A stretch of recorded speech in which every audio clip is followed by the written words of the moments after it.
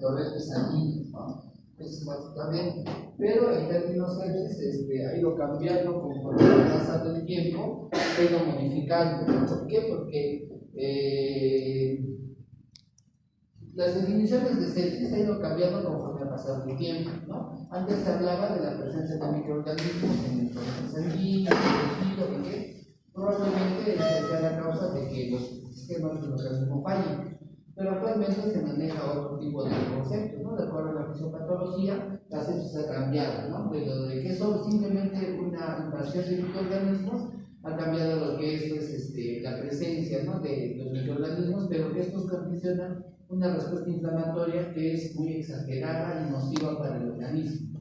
¿Ya? Entonces empieza a haber falla orgánica o perdón, falla de los diferentes sistemas debido a que debido a la reacción inflamatoria desproporcionada que se genera. Entonces, muchos, por ejemplo, cuando ustedes van a ver, como les van a mostrar la parte de sepsis en la fisiopatología, se va a ver que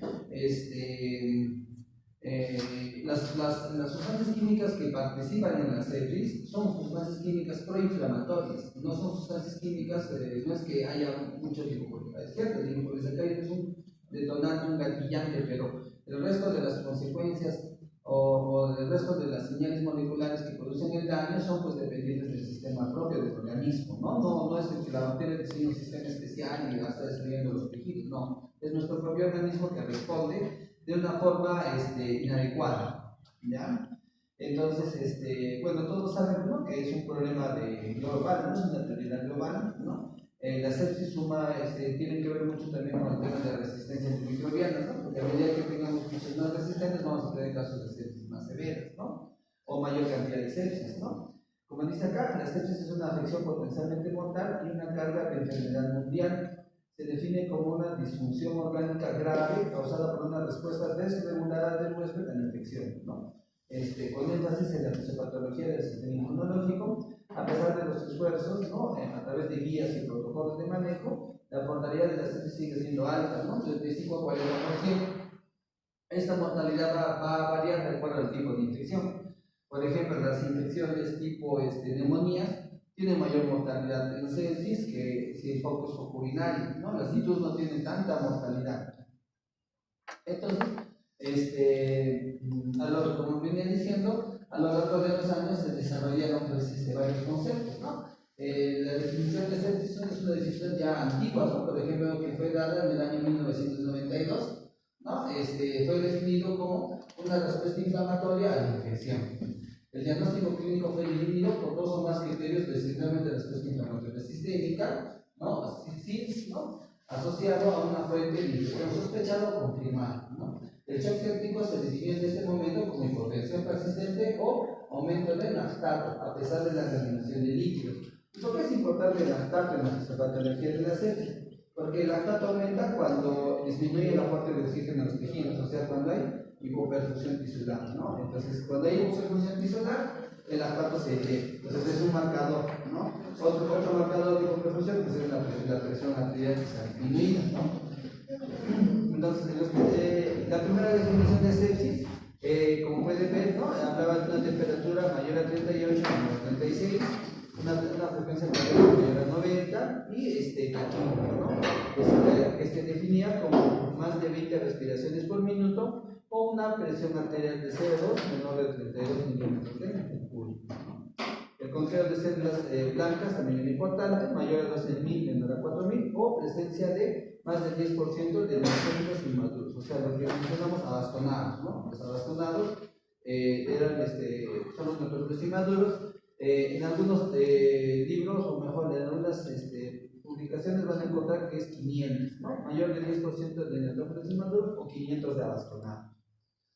Ya, entonces, con estos criterios, hace algunas décadas hacía el diagnóstico de sepsis, pero pues, ustedes ya han rotado, ¿no?, medicina interna, ya han hecho urgencias, también han hecho, van a darse cuenta que los médicos utilizan todavía estos criterios, ¿no? Te dicen, el paciente tiene leucocitosis, está en sepsis, o el paciente tiene, ¿no?, fiebre mastaquilla, está en sepsis, no sé si han escuchado.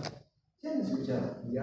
Entonces, esta definición era pues una definición bastante, ¿cómo puede decir? Era muy general, Entonces el problema era que, por ejemplo, si tú tenías un paciente quemado, podía tener este tipo de manifestaciones, ¿no?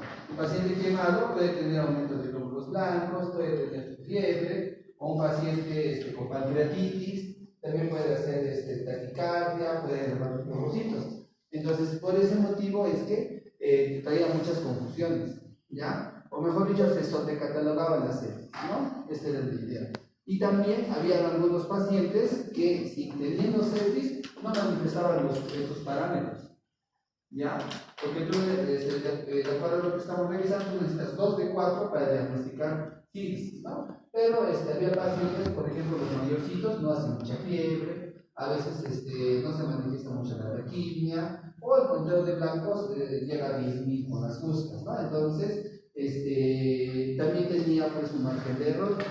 Es por eso que en las siguientes reuniones, por ejemplo en el 2001, se comienza a actualizar las definiciones de sepsis, ¿no? Las definiciones permanecieron sin cambios con la excepción de la introducción de los criterios de SOPA, ¿no? Como usted puede acá, ¿no? Que es la evaluación secuencial de la falla orgánica para identificar la disfunción de un órgano, lo cual era indicativo de sepsis severa, ¿no? Entonces aquí, para que puedan ver, inicialmente se hablaba de SIDS, ¿no? Sepsis era SIDS más sospecha de infección, ¿no? Y sepsis severa era sepsis más disfunción de algún órgano, ¿no? Relacionado, por ejemplo, hipotensión, ácido láctico elevado, insuficiencia renal aguda, insuficiencia respiratoria aguda, aumento de bilirrubinas, que te hablaba de la función hepática, aumento de plaquetas, que te habla de la función hematológica, perdón, disminución de plaquetas, y la parte neurológica, ¿no? Entonces, si tu paciente tenía sepsis y tenía algunos de estos criterios, se consideraba una sepsis severa, ¿no? Y finalmente venía el término shock séptico, ¿no? Que era la continuación, sepsis severa más hipotensión persistente, ¿no? ¿Y cómo se define hipotensión persistente, no? Una presión arterial media de 65 después de la infusión intravenosa de líquidos, ¿no? Y requiriendo soporte vasopresor. O sea, si tú tenías, entonces, de acuerdo a esas definiciones, tú puedes dar un paciente con SIDS o sepsis, pero si tiene hipotensión, sería sepsis severa. Ahora, esta hipotensión, si revierte con líquidos, ¿no? Le pasas o le infundes o perfundes un bolo de 500 de cloro y la presión se estabiliza, entonces entra en esta